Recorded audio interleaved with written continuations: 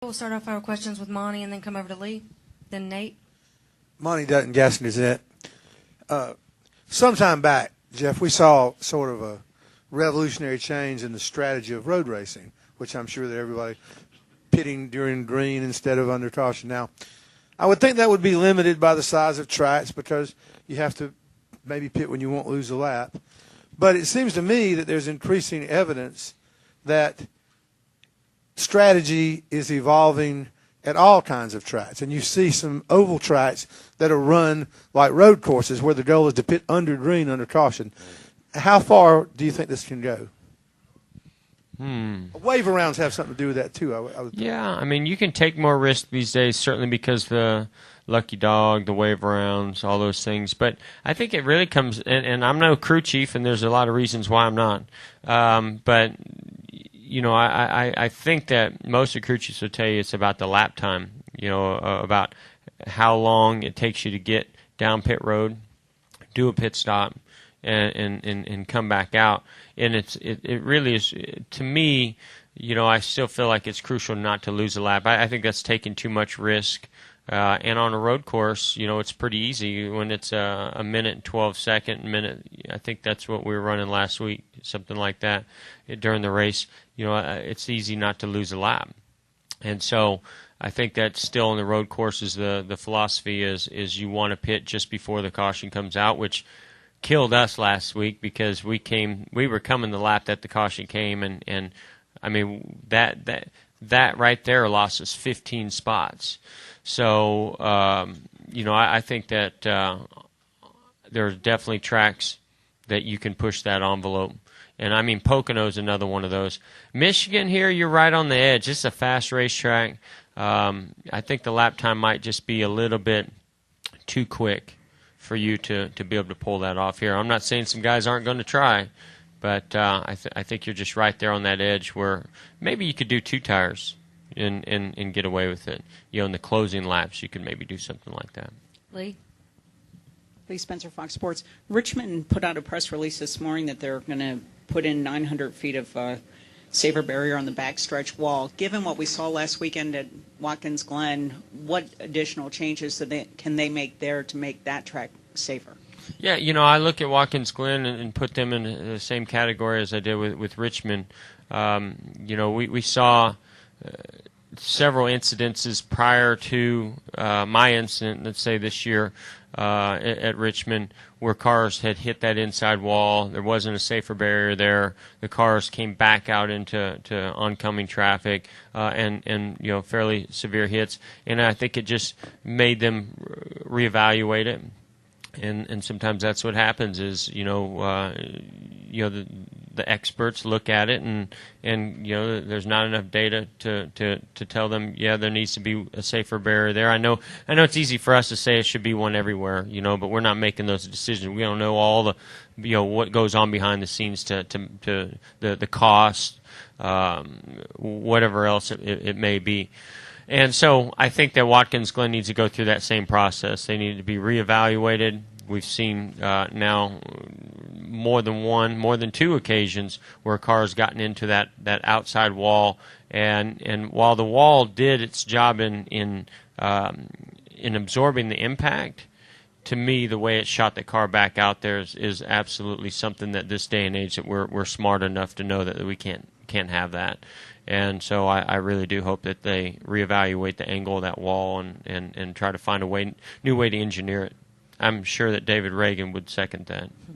Okay, and Rudman. Question from Nate, then go to Mike. Al Busch was in here a minute ago and talking about how Brad Keselowski sort of has come out of nowhere and emerged as a serious title contender. And I know Brad also talked about how he got lots of texts after the Pocono win from veterans. Can you talk about maybe how the perception of Keselowski has changed among Sprint Cup veterans? Because when he came in, he kind of ruffled a lot of feathers, but it seems like the last couple of weeks, what he's done, maybe he's earned a lot of respect, admiration.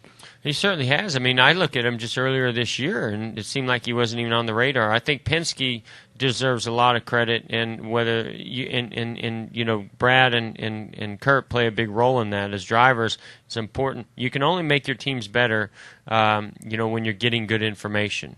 and so you got to give credit to the drivers. But they've definitely gone to work. They were way off the pace earlier in the year, and they've turned the corner and have really become, to me, a real factor in the championship for this year.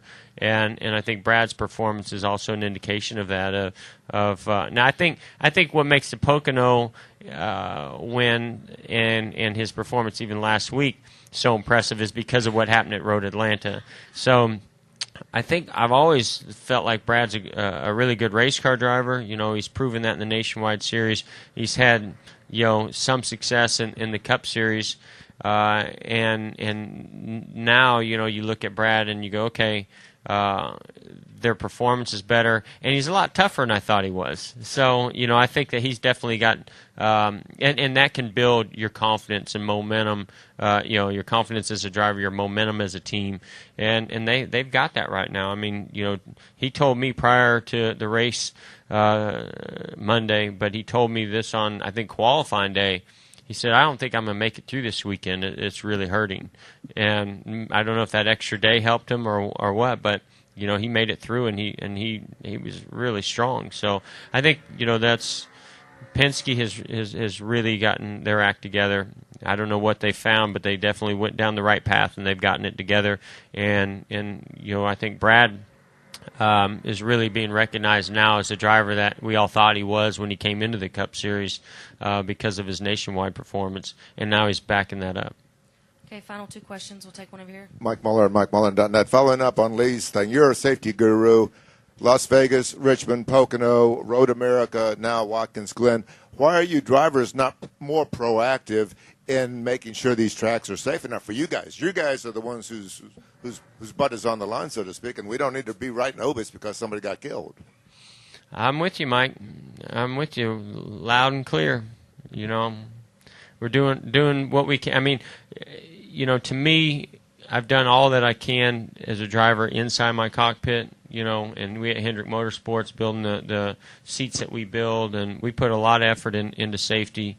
I think that we could probably do a better job of coming together and sending that message to the racetracks and NASCAR. And we all know the struggles that come along with that.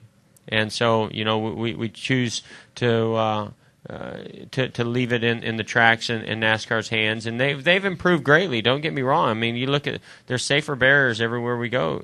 Now for the most part.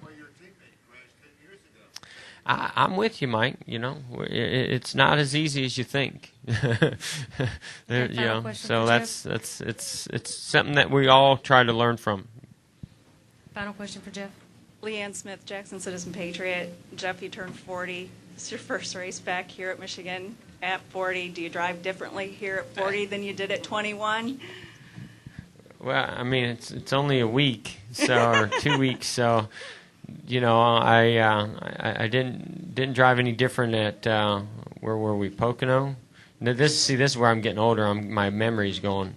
But I certainly didn't drive any different last week at Watkins Glen, and I'm not going to drive any different this week. We're having a great year. We've got a great team, and so far 40's been good this whole year. I love working with Alan. And every week, I go into those debriefs and come away with there thinking, man, we're going to wear them out this weekend. And, then you go through the paces of the weekend to do everything you can, to have a fast race car. But, 40 right now is treating me really good with a great wife and 2 wonderful little kids. And, life is good on and off the racetrack. Jeff, thank you for your time today. Good luck this weekend. Appreciate it.